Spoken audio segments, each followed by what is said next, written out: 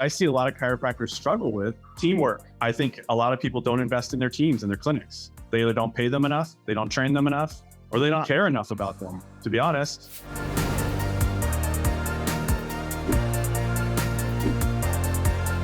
Hey, Smart Chiropractors. Welcome to the Smart Chiropractor Show and our featured guest segment. My name is Dr. Jeff Langmaid. I'm here with my co-host, Dr. Jason Deitch. And today we have the opportunity to sit down with somebody that I have known for a few years and finally be able to chat with and go deep with Dr. Tony Brooks. He is an author, entrepreneur, Army Ranger, and a chiropractor.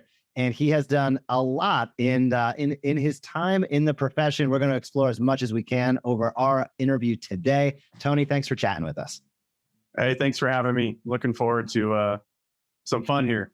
So are we. I want to dive into the book, but before we get there, book title is Leave No Man Behind. We're going to dive into that. But before we get there, how did chiropractic, Army Ranger, which came first? What was the process? What's the origin story? I'd love to know a little bit of the insight on if there was a correlation or a connection, or whether these were two totally independent careers and opportunities for you. Yeah, I think this obviously goes back to you never know how far reaching your actions will be, right? So I actually had never seen a chiropractor in my life until I got out of the Army. I was that perfect story where someone says, the guy that went to the orthopedist, that went to the physical therapist, that went to the oriental medicine, that went to the acupuncturist, that went to the, you name it, everything. I tried it all to help me with my post-military pain, essentially. And that's what brought me towards chiropractic. Obviously, I've learned a lot since then that chiropractic is not just pain, right? But that is the door that a lot of people come through. For me, it was one of my last options. I get this all the time. And as a chiropractor, right? You're the last person. They were my last chance. I was that guy. And my chiropractor did a wonderful job. And I realized at that point, I'm like, I want to be him. I want to do what he just did. And I have to give a caveat to that because my wife will smack me around if I don't tell this part of the story. I was also the guy that said, oh, I'm not going to a chiropractor. Those aren't even real doctors. Those are words that are coming out of my mouth. And it's just stuff that I heard growing up. That's it. And when she asked me, why did you say that? I looked at her and said, you know what? I don't know. Sure, I'll go. And I tried. And that was it. Hey, Doc, do you have an email list of 300, 500 or more? If so, please connect with our team at thesmartchiropractor.com. With Patient Pilot, we can activate that email list and start generating reactivations into your practice each and every week. To schedule a demo and learn more, head over to thesmartchiropractor.com. Again, that is thesmartchiropractor.com. But right now, we'll head back over into this awesome interview on Interviews by the Smart Chiropractor. Exactly. Let's go down a little bit deeper, Tony. What was it? Was it just the results? Was it the idea? Was it the lifestyle? I mean, what happened inside of you that Jeff and I have been talking about this more and more as we've been sort of introducing our new ideas. We all had this moment in time at some point in our history where we thought it would be a really good idea to take the next 3 to 4 years of our life, go a couple $100,000 into debt, and start from scratch years from now because of this idea or thing or career called chiropractic. What was it for you that got you to go, yeah, that's a good idea? For me, the results were obviously top of mind, number one. But a big thing was he was the first doctor that listened to what I had to say. That was a huge one. Second, results, obviously, we talked about that. But also, he started talking about things that weren't related to what I was there for, that were health related, right? It was the lifestyle stuff. And that's what started getting my mind going. Like, wait a minute, he doesn't just care about my back. There's more to this. And like I said, that was the door I came through, was the pain door. Inside the room, there was a bunch of cool gadgets and I wanted to play with them all. That's a very honest answer and a good reason to get started. Results certainly, I think, are how many of us get into chiropractic, whether we experience them ourselves or whether it's a family member. I think it's a very common path for how people get interested. And as you described, as you learned more, you became more interested. I think that's a very common thing that chiropractors experience, which is fantastic. Now, transitioning from being an Army Ranger to becoming a chiropractor, I can imagine that day in and day out, those are clearly two different worlds. How was that transition for you? And maybe what was a lesson or two that you brought from your time as an Army Ranger into whether it be the schooling as a chiropractor or your practice today? So one of the things that always will stick with me is when I was in school and people were talking about how hard it was. This is so hard. And every time someone would say that, I would think to myself, this is hard? Huh. You guys have no idea. So that honestly, that helped drive me forward. And I use that every day in practice, because there are times when you get in a little lull and you're like, man, I got all this work to do and I got all this stuff to do and I got no time, because it's always time. That's the problem. And I just look back and be like, well, okay, that's good. That's good. I need more time, which we all do, but no one's shooting at me. Even better. The transition, honestly, I don't think I was ever Army Ranger material. I got through the training. I went to combat. The only thing that I have that every Ranger has is the inability to quit. There is no quit. It's part ego. It's part the will to succeed. That's the only real thing that I had that made me an Army Ranger. That easily transitions to chiropractic. We're the underdogs.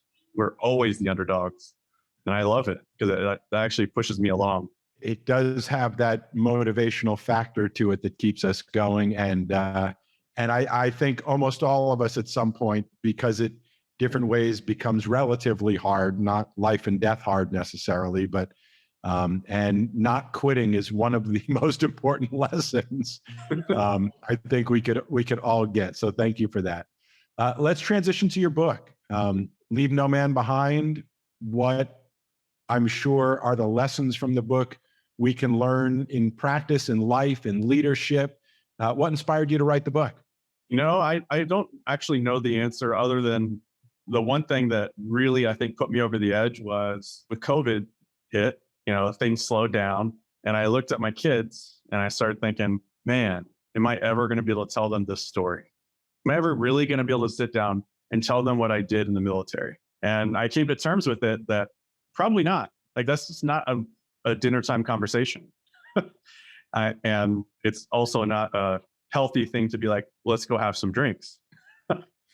And so to me, it was, this is my way of telling my kids where their dad came from. Yeah. And secondary was all of my friends that I've served with, half of them were struggling massively with depression or PTSD, with the fact that, they did this amazing thing. They helped rescue the lone survivor in Afghanistan, but no one knew that they did. So part of it was me being the echo chamber for them. That is super powerful. And as you were beginning to think about the idea, as you mentioned, your kids and some of your colleagues, and thinking back to the other Rangers and of course the teams around it, was it difficult to make the decision to write the book and to bring the story to light? Because, for many books out there, I think over the last few years, I've seen more accounts than in the past of sort of military experience.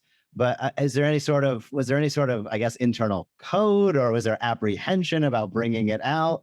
When you were going about the initial thought process of crafting the book, was there any conflicting ideas there, or were you all in from the get-go? No, actually, there was a huge period in time where I wasn't ever going to tell this story to anybody. I mean, this is special operations, the 75th Ranger Regiment. We don't tell people what we do. We just do it. And that's kind of been the mantra for decades. And I knew writing this book, I'd have a lot of my friends actually come out and say nasty things about me because I am the one that told the story. At the end of the day, it ended up being that all these guys started reaching out to me saying, thank you for writing the story. Thank you for being the one who did it. Everyone wanted to, but no one had the ability to sit down and write it, or the ability to get past the fear of what are people going to think when they read it. I mean, I had to get real in here and talk about me and my weakest points. So that's not an easy thing to do for a lot of people. And have your kids been able to read it? Or I don't know how old they are or anything, but what was your other mission accomplished? My kids are still young, 8 and 5. In fact, they're being loud right over here. And my daughter is 5, so she hasn't read it. My son is 8, and he reads a book a day. So I've caught him many times thumbing through it and reading things. So he knows a lot about it, but he hasn't read the whole thing cover to cover yet. So they will read it. There's no doubt in my mind. This maybe goes beyond saying, but I'll say it. It's exceptional. I think, to be able to connect with you and certainly thank you for everything that you have done, and to be a member of the chiropractic family, in addition to the Army Ranger family, I think is something really special and pretty unique. And I love that you're able to, as you've gone through the last few minutes, really draw out some of those experiences and use it to propel your new career, as a chiropractor forward, and use some of those lessons, the grit, the determination, the don't say no and push forward.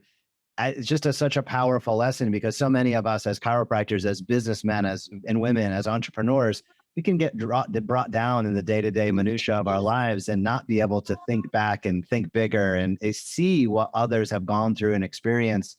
And I think that is so powerful. I know we were talking pre-roll here. You've gone through some changes as well as a chiropractor over the last little bit, and made a big move halfway across the country. And this is where it's going to say the grit and determination come in huge, making a complete practice change. How has that been for you, going from Washington down to Texas? And what was some of the impetus for the move, out of curiosity? Obviously, we moved from Washington State to Texas. So 2 very different places. And I would say it's been a journey. We had a great practice in Washington, and really COVID kind of changed our worlds. We realized we weren't in the place we needed to be as a family. The community, there was lots of pressures outside of our home that forced us to make a change. And Texas was the perfect fit for us. So that's what brought us here. But yeah, it was a big change to go from a practice that I've built up over the course of 8 years to a wonderful practice to starting over. I actually purchased a practice in Conroe, Texas that is not doing so hot when I purchased it. The good news is I've been open a month and I'm already having capacity problems. So it's a good problem. But the systems in the office obviously need changing, and it's a lot of work. Whether you start from scratch or you buy a practice, there's a lot of stuff that needs to change. Hey, do you ever wonder where all your patients went? You spend so much time and energy bringing new patients into your practice, but it's almost like putting water into a bucket with no bottom of the bucket. We want to help you change that. We want to put a bottom in your bucket so that when people come into your practice, they stay in your practice. If that makes sense to you, then I want to invite you to check out our Patient Pilot automated email campaigns. Schedule a demo and learn how you can pilot your patients back into your practice and how we can help you do it. Enjoy the rest of the show. But I'm really fascinated to know what parallels there are between your experience with the military and your experience with the chiropractic profession as it relates to, obviously everybody wants to save their own lives and they're in survival mode of some sort. While simultaneously knowing that these are, brothers and sisters and, people who you trust with your life. And that becomes a relationship of sort, a brotherhood, a sisterhood, a community, a fraternity. What do you think we should learn in our profession based on your experience? If there is, I guess that's my question. Are there lessons that you think that you see commonalities that you wish more chiropractors would sort of maybe abide by in terms of principles or ideas or visions or any of that translate? Yeah, I'd say the one thing that sticks out to me that I think actually I see a lot of chiropractors struggle with is teamwork. The chiropractor puts too much on themselves and not into their team. If you don't invest in your team, you're going to burn yourself out. I could have never done the lone survivor rescue mission by myself. I actually would have quit. There's no doubt in my mind. The only reason I didn't is because the guys around me were pushing me forward. They just kept pushing and kept pushing and kept pushing. I think a lot of people don't invest in their teams and their clinics. They either don't pay them enough, they don't train them enough, or they don't care enough about them. To be honest, they're not something to be disregarded. You can't just fire them. If you really do believe that, then you hired the wrong person. Why do you think that is so epidemic across chiropractic practices, as you've seen plenty in multiple states at this point in time and looked at and purchased a new practice? I'm sure you interviewed and checked out a few. Why do you think that is such a challenge? When I look at the military from the outside looking in, and the teamwork makes total sense. But in the chiropractic profession, and specifically within each practice, it seems to splinter and fragment so easily. And if you had to give your best estimation, why do you think that's such a challenge? I think it's a big problem in chiropractic because obviously I think a lot of it's a financial thing. They're not making enough money. So money's always driving the boat. When money's driving the boat, it clouds the mind and they're making decisions based on money and not based on being a good human. One thing I did when I just took over my practice, I came in, I gave everybody a raise. That was like one of the first things I did. And they were shocked. They couldn't believe it. I said, it's a clean slate. You prove yourself, you stay here. If not, we can help you find something else. But we made it a team atmosphere. We all cross-train on everybody's job. I go into some clinics and the chiropractor literally will adjust a patient, leave the room, do nothing else, go straight to their computer, do their chart or whatever they do on their computer, go back and adjust the next patient, go straight to their computer. If the clinic gets backed up, I will wipe a table down. It's not that big a deal. You need to keep things moving. And your staff sees stuff, little things like that. Like, oh yeah, he's always working. He's always helping the team, and they will start to do the same thing. But being a leader in a clinic, I think, is the biggest problem. I think you're 100% right. And I know we're short of time, but I would like to invite everybody to check out your book. I know you had mentioned a special link for our viewers. Maybe share a few minutes of what you think a chiropractor might get out of reading the book, where they can get it, and how they can get it at a special smart price. Yeah, so Leave No Man Behind is the title of the book. I think everyone will learn more about teamwork. They'll learn more about how teams operate and the importance of doing your job to the best ability you can. The whole book is riddled with stories of leadership and courage and getting through tough times, really. Who would have thought that this middle-class, small-town guy would become an Army Ranger? No one. No one in my family would have guessed it. None of my friends would have guessed it. I fit more in the chiropractor role than I do an Army Ranger. So I think I have a lot in common with anyone who's going to read it from this crowd. If you go to my website, which is drtonybrooks.com, and you use the code SMART, you will get 15% off your purchase of a signed copy. And I will send it to you, and you can personalize that any way you'd like. Reach out to me, you guys. I look forward to hearing from all of you, actually. Emails. I mean, I'm always available. Thank you. Thank you for, thank you for everything as a Ranger, as a chiropractor, and as our guest today. I will say, thank you for showing up. Thank you for being that leader, that humble servant. And I'm going to encourage everybody listening and watching. We will drop that link down below. Head over, pick up a copy of the book, pick up a copy for a friend, pick up a copy for your team, because it is only going to help you continue to grow. It's how we learn. And Tony, again, thank you so much for coming on, chatting with us today. We appreciate it, and we look forward to talking with you again in the future very soon. Thank you so much for watching this video on The Smart Chiropractor. To not miss a single thing that's clinically oriented, marketing oriented, or more, be sure to subscribe to our YouTube channel today.